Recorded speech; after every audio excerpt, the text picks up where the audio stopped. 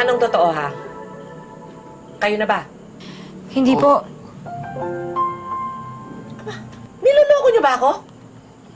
Anong totoo? Hindi po. Aba, Joanna, nakikipaghali ka sa kalye, ha? Kasi po siya eh. Binabastos mo anak ko? Ay, Ha? hindi po, ma'am, hindi po. Hindi ko po magagawang bastusin si Joanna, ma'am. Mahal na mahal ko po siya eh. Hindi lang po ako nakapagpigil, ma'am. Sorry. Pagpigil, hindi makapagpigil. Talaga naman. Anong tinatawa-tawa mo dyan? Imbes na tinutulungan mo ko? Ha? Tatawa-tawa ka lang dyan? Kasi naman, Remy, tatanda na mga yan eh. Pag pinapagalitan mo, parang mga teenager. Ay, nako. Hindi, ano ba naman yung halik? Buti nga, hindi ko na sana kinuwento sa'yo eh. Hindi naman mabubuntis yan sa halik. Hoy, Estoy, ha? Huwag kang konsentidor. Hindi ko naman kinukonsinti. Eh, manawain na lang natin. Mukha namang nagmamahalan yung dalawa. Ay, nako. Parang hindi ka nadaan sa mga ganun. Oo, ikaw nga dyan yung unang nagnakaw ng halik sa akin. Ay, hindi. Ikaw yung agresibo. Pinapaya sa mga bato. Pinapaya. Pero masarap mag-umalik ng nanay niya. Aba, ikaw talaga. Hagiki ka ng hagiki. Ang ayoko lang, ha? Yung nagdiligawan kayo sa kalye. Kung talaga nagkakagustuhan kayo, hindi man talaga ako tututol. Talaga po?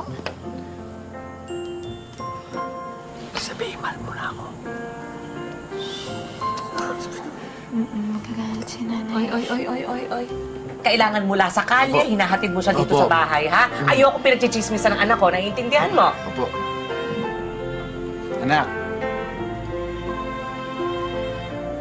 Ayaw po kayo.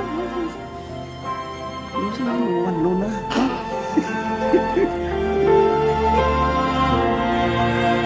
By the way, are you both free this weekend? Why, what do you have in mind? I'm supposed to have a college reunion with my friends kasi may nagbalik-bayan. Pero, kung ang pupuntahan natin ay si Special Girl, If you must know, si special girl. Actually, si Joanna po. well, kung ipapakilala mo kami ng dad mo kay Joanna, I'm just going to cancel it and I'll just set it another time. Nabawian niya na. Parang seryoso na sa babae niya. Oo nga. Dad, I really am. Wow. In fact, I'm so serious na gusto ko na sanang mamanhikan. Oh! Really? Serious? Ang bilis naman.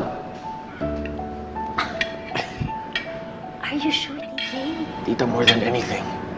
More than anything. Ito na yun eh. Siya lang yung babaeng gusto kong makasama habang buhay, alam ko. And I wanna grow old with this woman. Well, you're old enough. Kaya mo na rin magpamilya. You have my support. Our support. Yes. Oh, ano? When are you going to What are the details? I mean, saan? Ano? Well, that's the thing. What? What would you think if I said na I haven't proposed yet? DJ! Ano? Ano ka ba naman? Yeah. Dapat mag-propose ka na. Napaka-importante I will. yan para sa aming mga babae. I will, tita. I promise I will. Like, na-excite lang ako. So it's a yes. Of course! Of course! Okay. Gosh, I am so excited. In a relationship? I'm so proud of you, friend! Uy, mauwi na to sa kasalan. Ito na yun. Ito na yun. Kasal agad? Oo, kami na. Pero wala pa sa isip ko yung mga kasal-kasal na yan, no? Ay, bakit?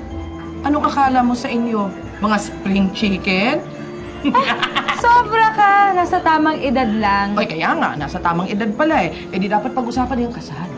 Hindi naman ako nagmamadali. At saka, kapag kinasal kami ni TJ, syempre, titira na ako sa Maynila. Eh, gusto mo pang magkalayo tayo dalawa? Hindi daw iniisip yung kasal, oh. Pero yung utak mo, nandun na sa pagtira sa Maynila. Kainis. Ano? Iba ka rin, ha? Ay! Ano? Tama na yan! yan. Kinikilig Hindi ako ka. kinikilig. Nakakaloka Huwag natin ka. isipin yung ganyan. Ay, oo, hindi makakain. Subo ka nga.